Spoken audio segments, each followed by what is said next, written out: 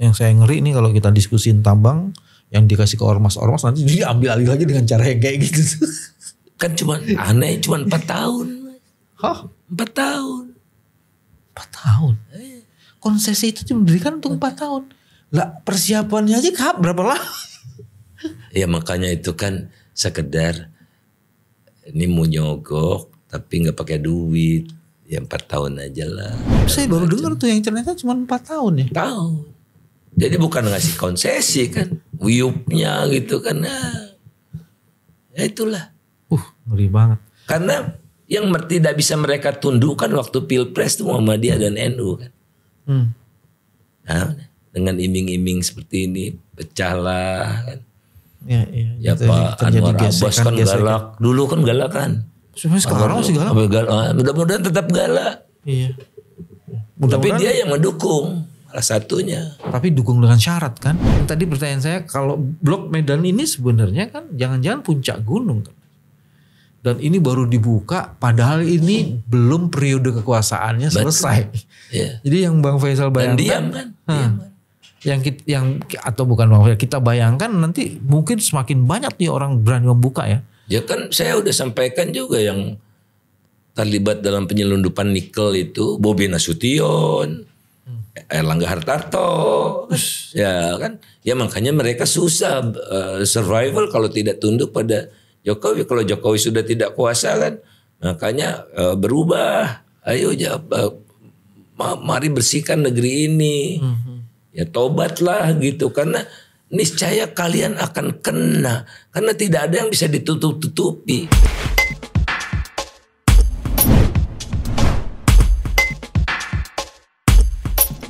Bismillahirrahmanirrahim. Assalamualaikum warahmatullahi wabarakatuh. Teman-teman, jumpa lagi di channel ini, channel yang ingin terus-menerus menjaga kewarasan. Alhamdulillah kondisi kita masih baik-baik aja. Tapi apa betul begitu? Bersama saya ada Bang Faisal Basri. Assalamualaikum. Waalaikumsalam warahmatullahi wabarakatuh. Kesini naik apa tadi? Tadi ada meeting di Duren 3, bawa mobil, disupirin. Dan udah boleh menyepir sendiri mas. Tapi macetnya. Sore kayak gini macet. Kalau biasa bilang saya turun, saya naik Transjakarta. Kan tinggal turun saja tuh sampai sini. Tapi rupanya dia muter di itu Trans TV itu. Belok enggak terus ke Rasuna Said gitu. Nah, udah bisa habis maghrib udah naik ojek aja. Baru mau buka aplikasi udah ada orang melas, Pak udah sama saya Pak gitu. Di sana naik. Oh ini ojek yang bukan ojek online ya? Bukan ojek online. Ojek pengkolan. Konvensional pengkolan. Terus ya udah naik gitu saya. Dia nggak tahu jalan ke arah ini. Arah sini nggak tahu. Deket Cendana saya bilang. Aduh nggak tahu. Nggak pernah walaupun saya orang Jakarta gitu. Jadi asing daerah sini tuh. Terus dia bilang, ya alhamdulillah nih Pak, rezeki saya sama Bapak dari jam 1 saya nunggu nggak dapat penumpang. Jadi sampai pukul 5 lah, hampir pukul 5 gitu dia udah dapat penumpang. Berapa kan harus perjanjian kan? Akadnya berapa harus aja jelas. Pak? Berapa aja? Berapa? Saya bilang kan ya ingin naksir berapa gitu ya. Sesuai dengan aplikasi aja Pak, coba diaplikasikan keluar harganya gitu. Alah udahlah, kita jalan aja. Saya kasih tambahin lah. Ya kayak nyembah gitu loh mas. Aduh. Ya itu barang orang jalanan yang mungkin mereka itu kena PHK.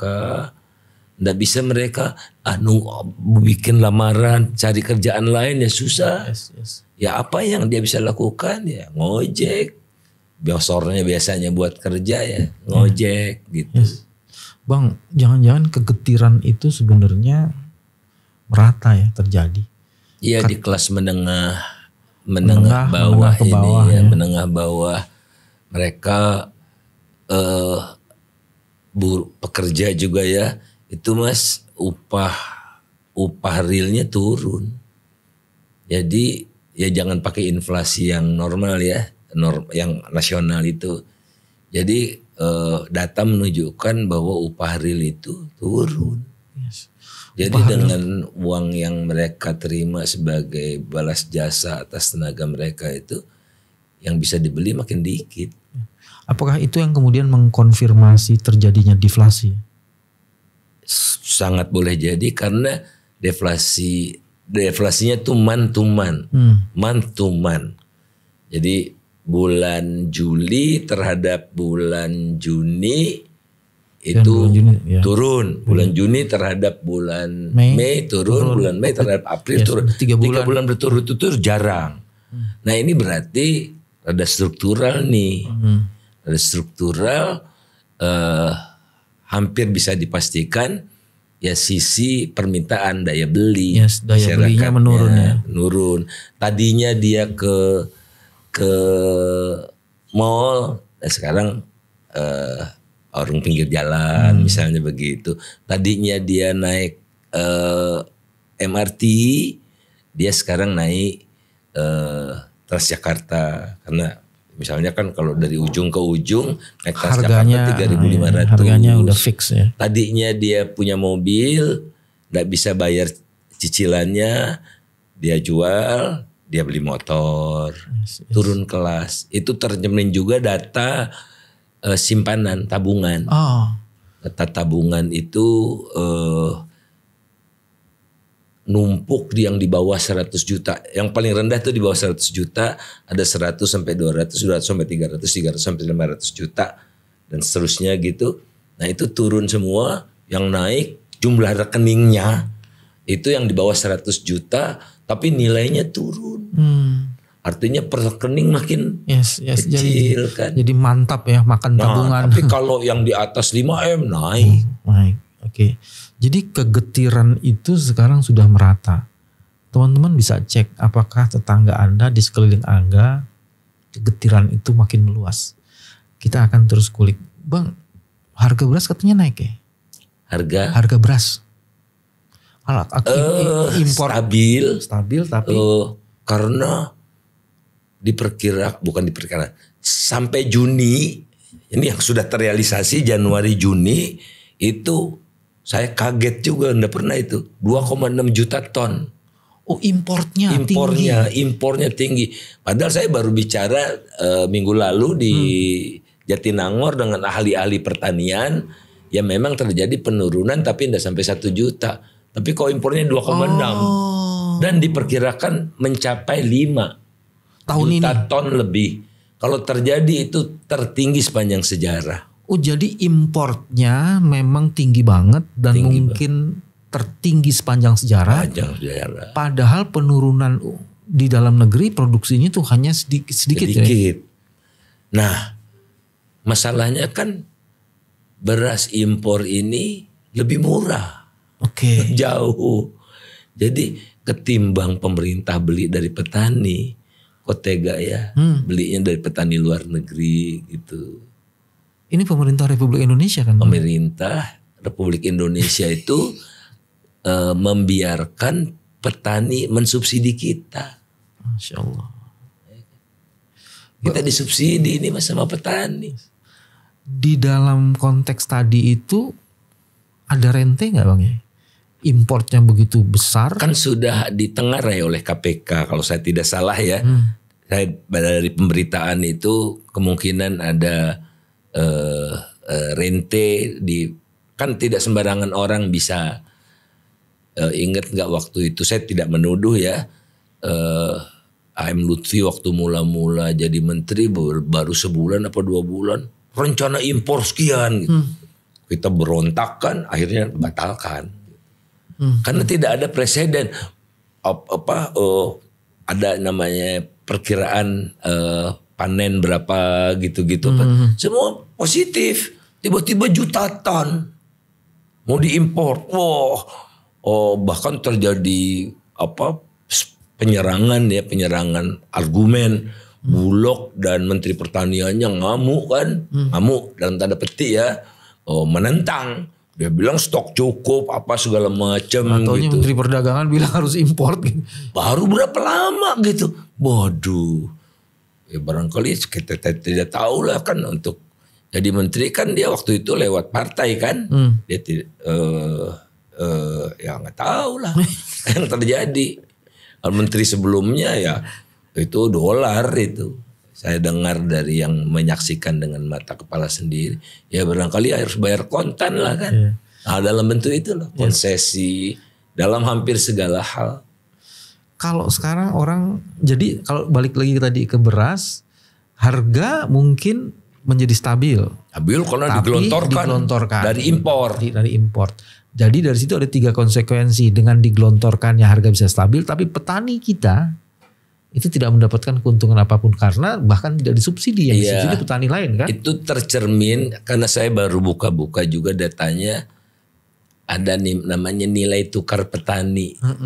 Nilai tukar petani itu ngukurnya harga yang dihasilkan petani dibagi dengan harga yang dibeli oleh petani, kebutuhan yang dibeli oleh petani. Pendapatan dan pengeluarannya ya dari petani itu ya. Okay. Nah, turun 2 bulan terakhir ini. Jadi artinya tadinya udah naik bagus nih waktu harga beras naik tuh kan. Sekarang udah turun. Yang bikin turun ya impor itulah. Artinya penghasilannya jauh lebih sedikit ketimbang pengeluarannya. Sangat boleh jadi karena pupuk mahal, macam-macam mahal gitu. Ya jadi paling tidak tuh ada cukup suasana manis buat petani kira-kira ya sekitar setahun lah. Udah gitu kan, harus stabil nih harga beras, harus ditekan nih impor. Ya petani nggak bisa lah. Ini kan ujung pemerintahan dari Pak Jokowi ya kan, harusnya dia kalau pakai bahasanya Bang Faisal husnul khotimah ya. Ini sekarang enggak. Yang kedua dari import yang berlebihan tadi kita sudah sebut ada rente. Yang luar biasa, kemungkinan besar karena kayak mendapat konsesi impor kan hanya orang-orang tertentu saja kan. Kalau 1.000 aja Mas per kilo, 1.000 per kilo. Kalau 5 juta ton lah ya, 5 juta kemungkinan besar itu 5 juta ton kan 5 miliar kilo kan. Kali 1.000, 5 triliun kan. Kalau 1.000 saja, padahal lebih. Jadi itu kira-kira putaran rente dari 5 juta ton itu bisa 5 triliun. Dan juga yang paling menarik dari semua proses itu dari konteks sosial, kepercayaan masyarakat terhadap pemerintah jadi semakin merosot terus tuh, gara-gara itu kan. Dilihat dari kemampuannya ya untuk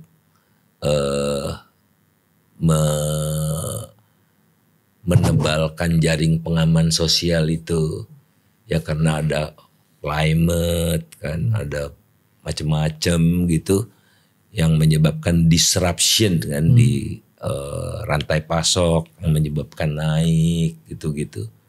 Tapi syukur sementara waktu ini agak tertahan karena harga minyak turun. Kan kita impor 1 juta barrel kira-kira satu hari.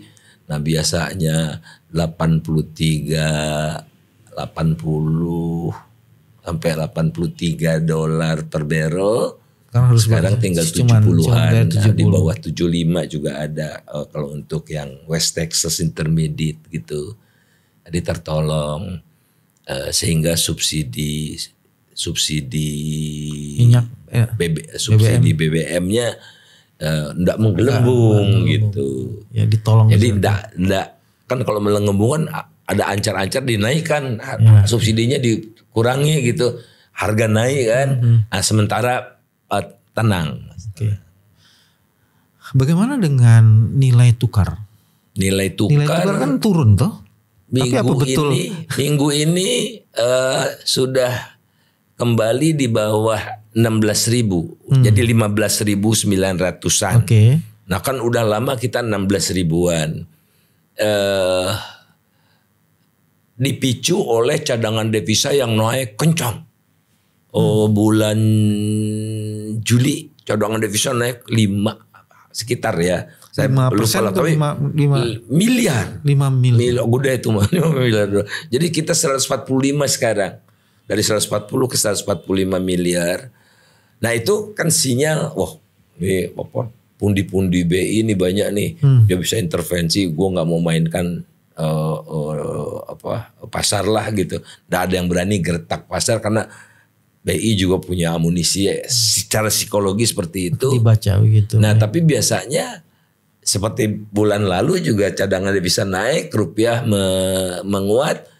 Ya seminggu, nggak sampai seminggu bahkan ya menurun lagi gitu. Karena apa? Fundamentalnya tetap buruk. Fundamental rupiah itu apa sih?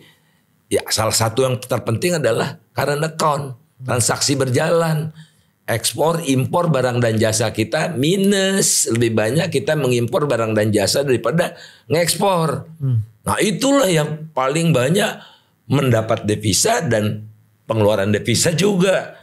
Nah current account ini selama 2 tahun terakhir positif Mas. 2 tahun, bukan 2 tahun terakhir ya. 2021, 2022 positif. Dari 2020 kalau nggak salah. Nah mulai 2023 udah minus 24 ini sampai triwulan 1 ini minus, baru triwulan 1 minusnya udah 2 kali lipat dari setahun sebelumnya. Itu artinya apa? Menandakan apa? Nah artinya kita tekor transaksi perdagangan ini. Nah kalau tekor kan harus ditutup. Tutupnya dari mana ya? Kita ngeluarin devisa lebih banyak dari penerimaan devisa.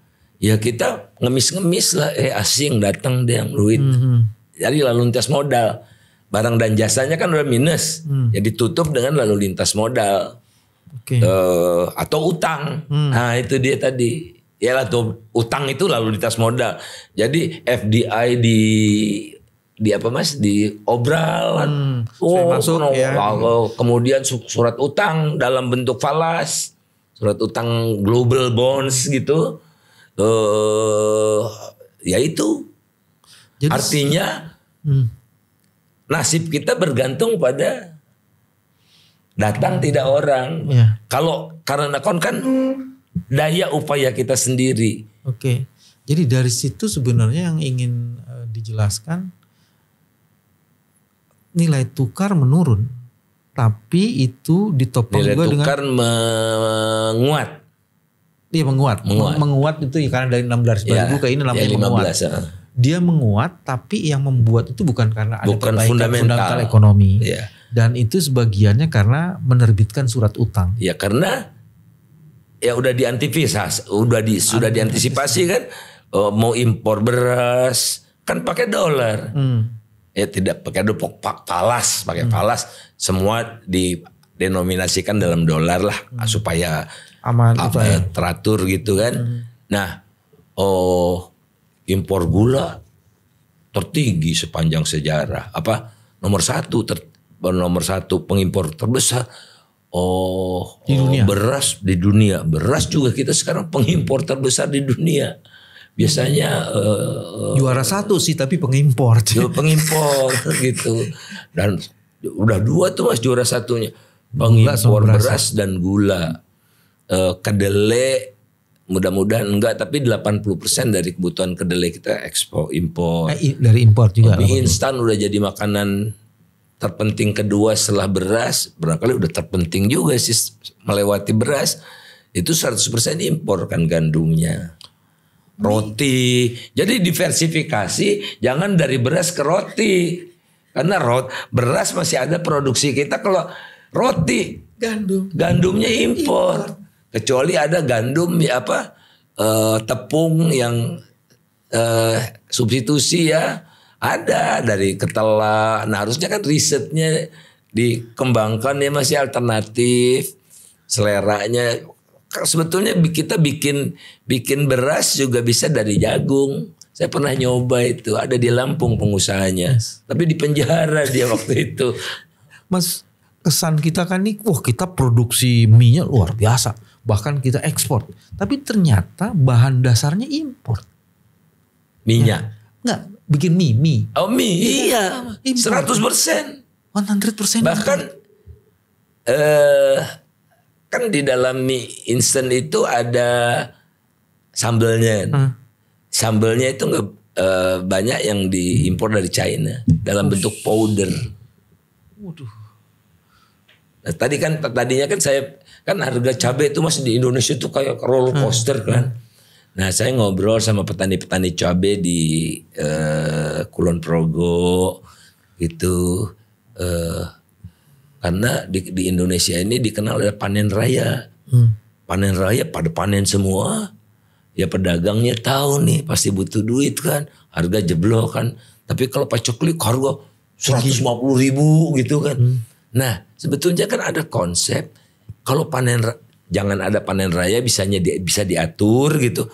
Terus pas panen itu jangan semua ditaruh di pasar. Sebagian diolah. Supaya yang dipasokkan stabil terus. Dia bikin saus, bikin chili powder. Seperti yang tukang tahu yang baru dimatang, baru dimasak. Tahu gitu, bulat, gitu kan. tahu bulat. Itu kan pakai tahu bulat. Kan pakai powder. Itu kan. Dia nggak pakai rawit. Kalau tukang tahu konvensional kan disediain cabai rawitnya kan. Nah yang seperti itu. Kalau cabai rawit kan nggak tahan lama. Tapi kalau chili powder setahun juga bisa. Nah, ndak ada yang ngurusin negara ini, Pak rakyat ini. Yang diurusin yang gede-gede. Misalnya apa Mas? Pengusaha besar itu mau membuka lahan gula di Merauke 2 juta hektar. Perlu eskavator. 2 juta hektar Mas. Merauke itu cuma 4,6 juta hektar. Jadi hampir separuhnya itu. Barusan saya bertemu dengan teman-teman aktivis lingkungan. 300.000 hektar sudah untuk pelet. Namanya hutan tanaman energi. Baru tahu saya. Saya tahunya kan HTI. Hutan tanaman industri. Ini hutan tanaman industri. Jadi nanti atas nama transisi energi. Pemerintah itu mengurangi penggunaan batu bara. Jadi pembangkit listrik batu bara nanti akan disumpeli oleh 10% oleh pelet kayu itu. Itu sudah ada dari Aceh sampai Papua. Itu bagus apa enggak? Bagus kan mestinya. Batutan berapa? Dari sisi peletnya terjadi proses perubahan energi, tapi itu menghancurkan. Herannya Mas, kok transisi energi. Jadi nanti Mas, dugaan saya gini Mas, ini dugaan analisis. Tapi mirip kan udah yang terjadi CPO tuh untuk biodiesel kan tadinya kan 5%, 10%, sekarang udah 40. Nah kalau si pelet ini nantinya batu baranya kan memang udah mau habis kan. Batu baranya sekarang 90%, nanti 80, peletnya 20 terus. Batu baranya habis, bisnis mereka masih jalan terus. Dalam wujud pelet itu. Jadi terjadi proses substitusi. Ya, memperpanjang. Iya, tapi sebenarnya memperpanjang sustainability. Life cycle. Cycle-nya mereka. Usaha. Terus sudah gitu menghancurkan hutan kita. Menghancurkan hutan kita. Karena nanti dikonversi kan hutan lindung jadi hutan produktif gitu kan. Harus ada konversi lahan kan. Karena udah ndak ada lagi Mas. Udah habis buat sawit, buat karet, apa segala macam. Dan itu pengusaha-pengusaha besar semua. Barito Pacific. Baru nih ingatan udah mulai Sinarmas. Korindo tuh Korea Indonesia itu kan. Korindo, Papua ada. Mas Faisal jadi import dan Mas misalnya janjinya 100.000 hektar yang direalisasi 20.000, sisanya apa Mas? Diekspor ke Korea. Apa tuh? Apa ini? Peletnya itu. Jadi yang dirusak hutan Indonesia, terus itu bukan seluruhnya untuk kamuflase aja. Seperti dulu Mas.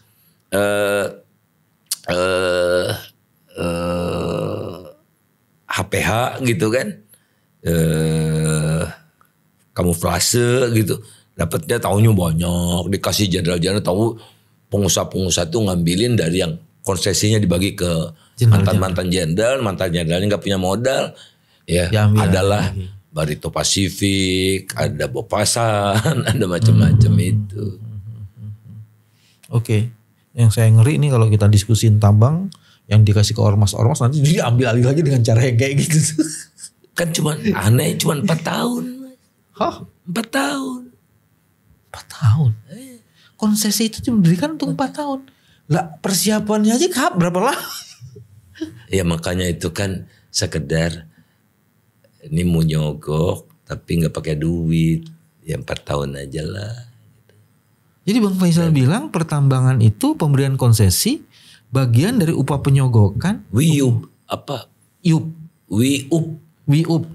Wilayah untuk jadi iup butuh berapa miliar lagi. Baru wilayahnya nih Mas, belum izin usaha pertambangannya.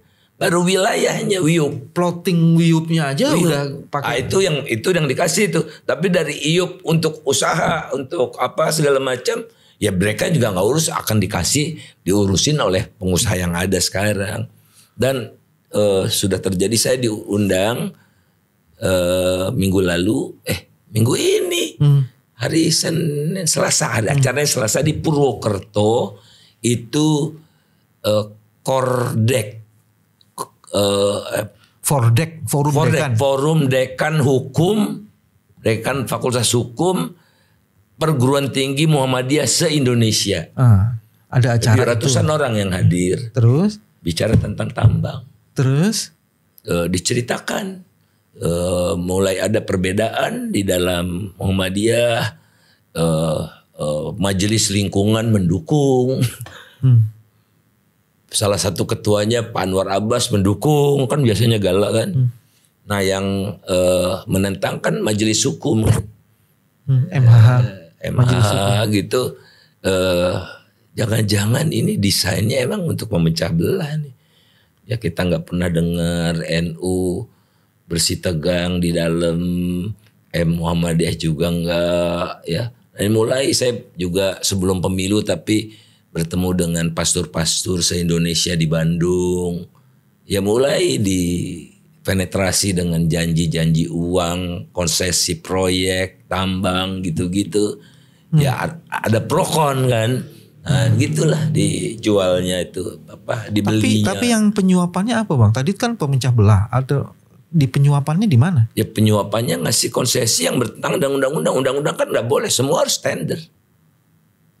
Semua harus tender. Nggak boleh, tidak pakai tender. Dan sekarang semua orang dengan label agama, organisasi-organisasi ormas terus minta juga kan? Udah Preman juga minta. Hah? Ya kan ormas, nggak disebutin ormas agama kan? Ya semua makin ya siapa aja bisa mengajukan. Udah pada ngajukan sekarang. Ya itu kan nanti ya dia tidak punya kuasa, ya ke operatornya kan bayar semua. Tapi saya baru dengar tuh yang ternyata cuma 4 tahun ya. Tahun. Jadi bukan ngasih konsesi kan, wiupnya gitu kan. Ya itulah. Ngeri banget. Karena yang tidak bisa mereka tundukkan waktu Pilpres itu Muhammadiyah dan NU kan. Nah, dengan iming-iming seperti ini pecahlah kan. Ya Pak Anwar Abbas kan galak. Dulu kan galak kan. Sekarang masih galak. Mudah-mudahan tetap galak. Iya. Tapi dia yang mendukung salah satunya. Tapi dukung dengan syarat kan? Iya, tapi kalau kita kan dakwahnya kan itu bagi sebesar-besar kesejahteraan rakyat. Tidak ada eksklusivitas. Turut sesuai dengan undang-undang, sesuai dengan aturan main, kan gitu. Baik. Bang Faisal, saya merasa kok ujung pemerintahan akan berakhir, masalah makin membesar ya Bang. Iya. Itu kan kasihan pemerintahan yang baru kan sebenarnya. Yang paling berat pemerintahan yang baru itu utang sih ya Mas ya. Utang, oke. Jadi baru tahun pertama nih kan Oktober kan udah habis lah kan. Mulai Januari ini 2025 harus bayar jatuh tempo utang 800 triliun. Belum lagi defisit akan naikkan kebutuhan-kebutuhan. belum lagi bayar bunganya, nggak bisa juga kan. Kecuali dengan utang lagi bayar bunga itu. Bayar jatuh temponya kan full uangnya, bunganya. Nah kira-kira 1.500 triliun.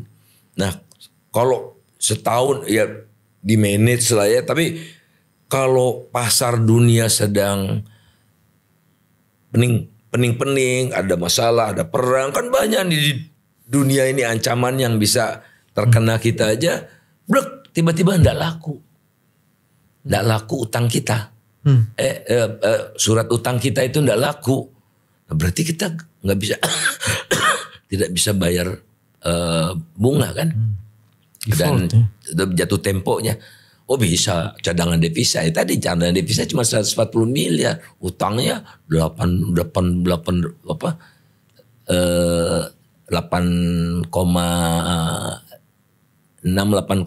triliun dolar. Dia bulan kemarin utang tuh. Jadi tadi komposisinya cadangan kita, cadangan devisa, tapi kan cadangan devisa itu relatif kecil. Berapa tuh Bang tadi? 145 miliar US dollar. Itu cadangannya 145. Sementara utang? Utang 8 katakanlah 10.000 biar gampang.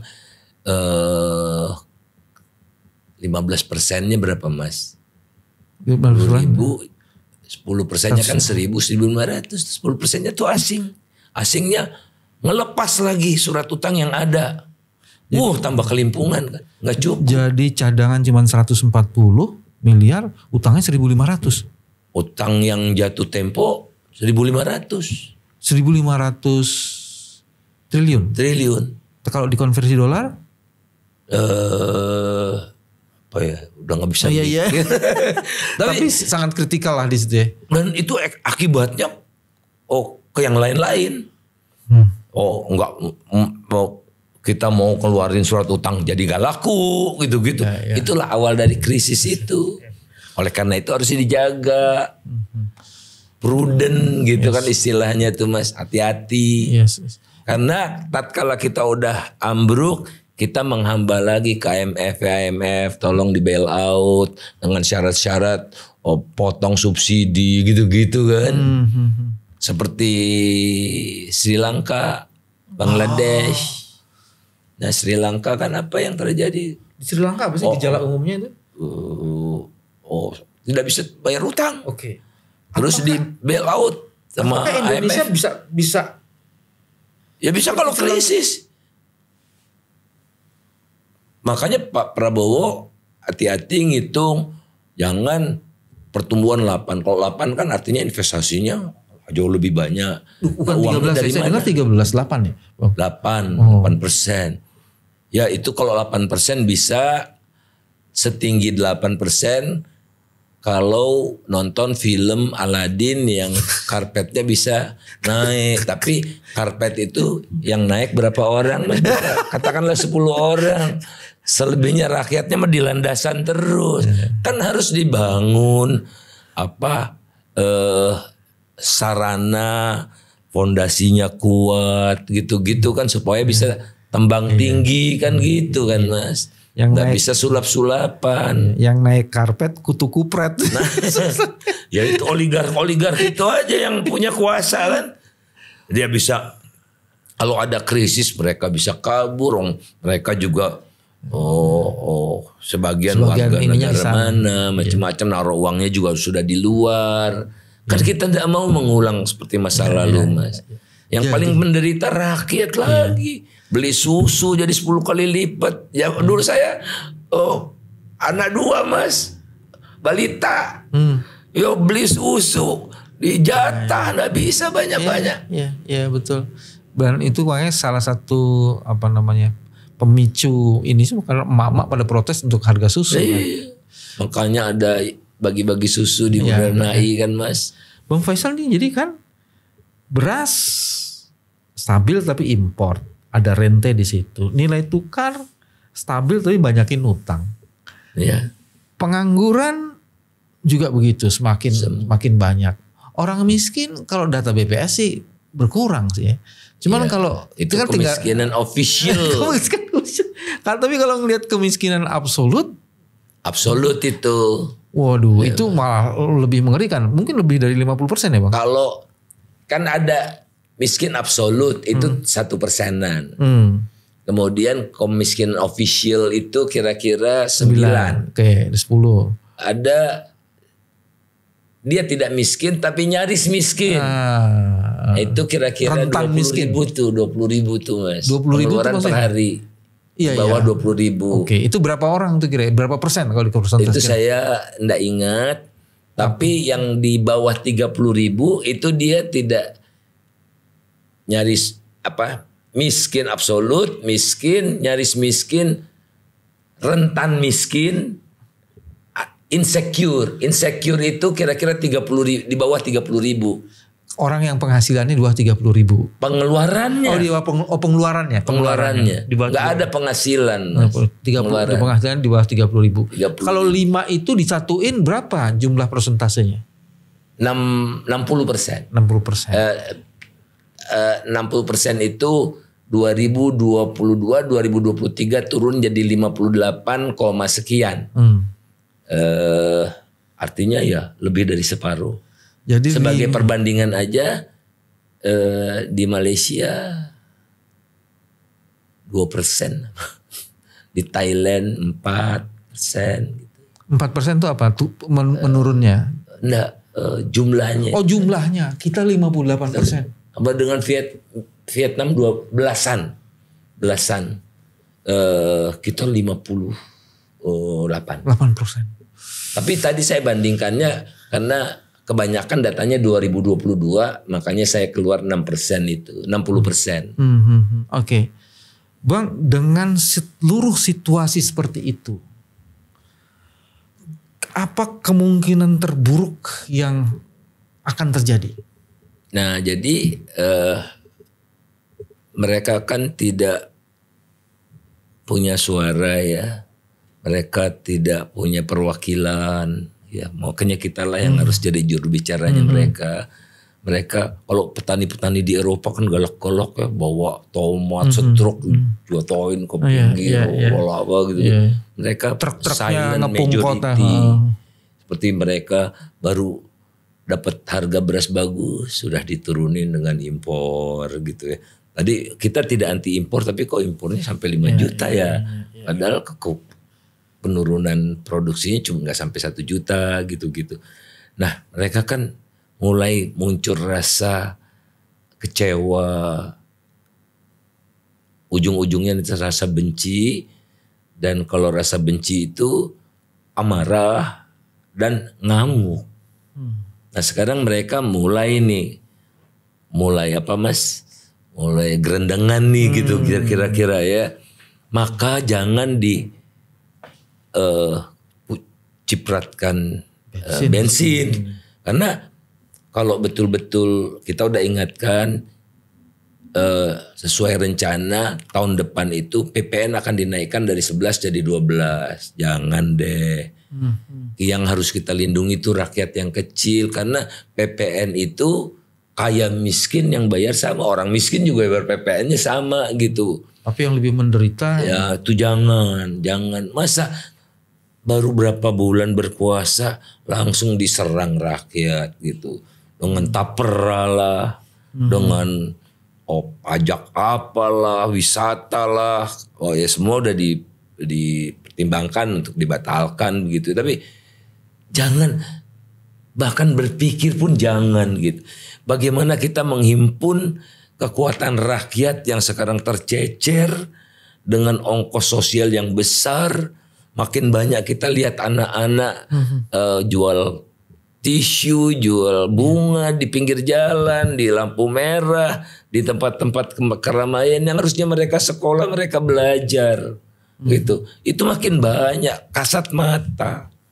Tapi itu yang kondisi realnya seperti Bang Faisal, ini teman-teman cek ya di kiri kanannya, di komunitasnya. Tapi kenapa kok survei kepuasan tuh masih tinggi ya?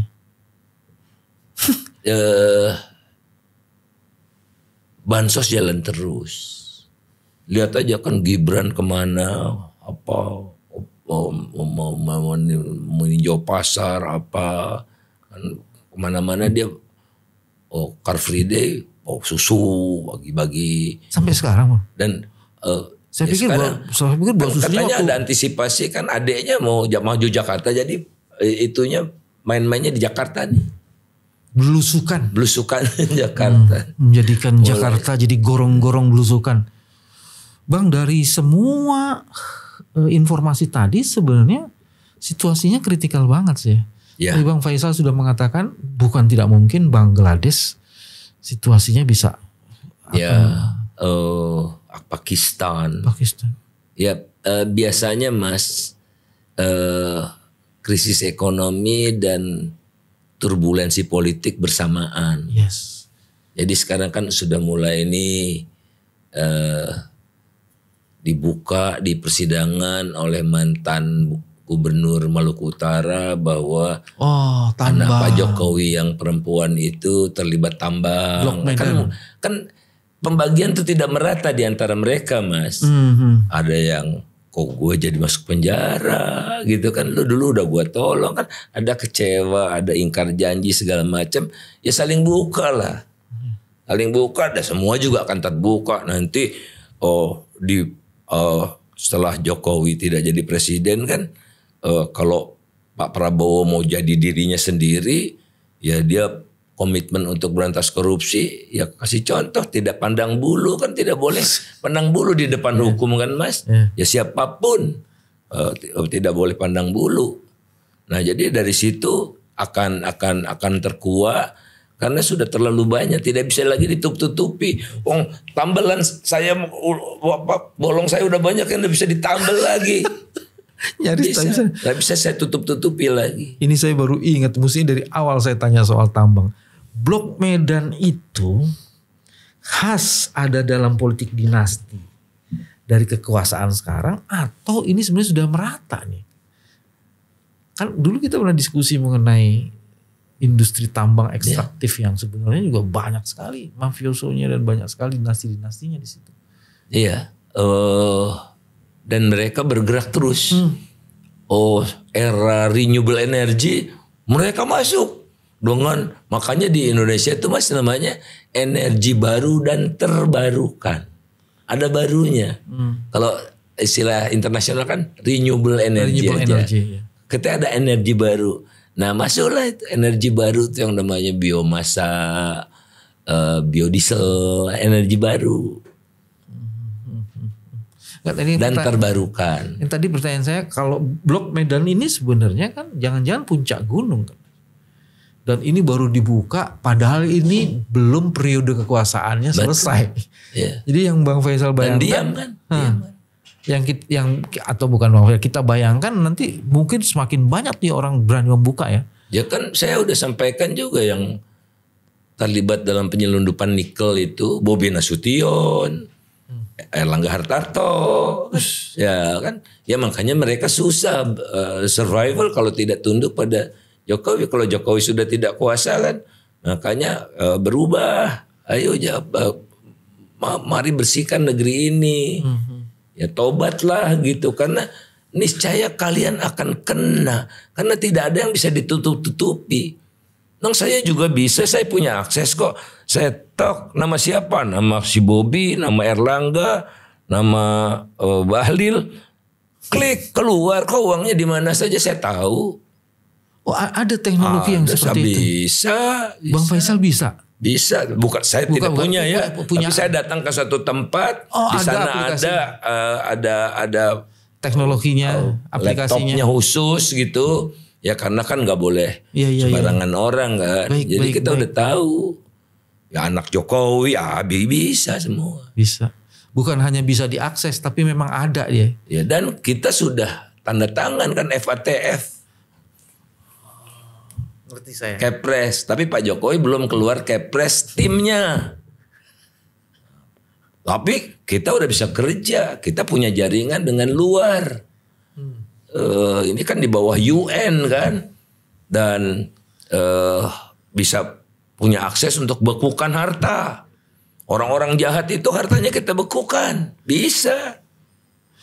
Teman-teman, Bang Faisal bukan hanya bisa menjelaskan kondisi ekonomi yang sangat mengkhawatirkan dan kita dalam situasi yang kritikal, tapi juga sebenarnya punya jaringan yang bisa diakses, yang dapat mengetahui berbagai informasi yang ada kaitannya salah satunya dengan orang-orang yang bermain di sektor tambang, Blok Medan dan lain-lainnya. Dan itu kalau di sini kan kalau dihukum suka miskin, bebas ya. Di Salemba bebas bisa keluar-keluar. Itu hukuman mereka nanti kalau dihukum Guantanamo. Maksudnya Guantanamo, Bang? Penjaranya.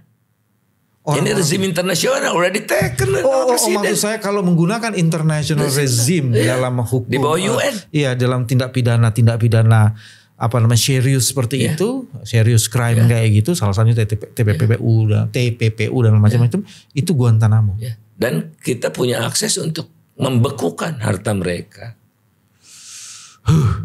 Teman-teman, ini nggak main-main. Guantanamo bukan Nusa Kambangan atau LP Sukamiskin. Nusa Kambangan ke istana. Oke, kita tidak sedang mengancam, tapi memberitahukan rezim hukum internasional bisa masuk pada pelaku-pelaku kejahatan terhadap kejahatan dikualifikasi sebagai serious crime. Dan sudah ditandatangani. Dan ada ratifikasinya. Jangan kasih tahu siapa-siapa ya. Untuk kita saja. Teman-teman, terima kasih. Inilah cara kami menjaga kewarasan. Sampai ketemu lagi. Assalamualaikum warahmatullahi wabarakatuh. Assalamualaikum.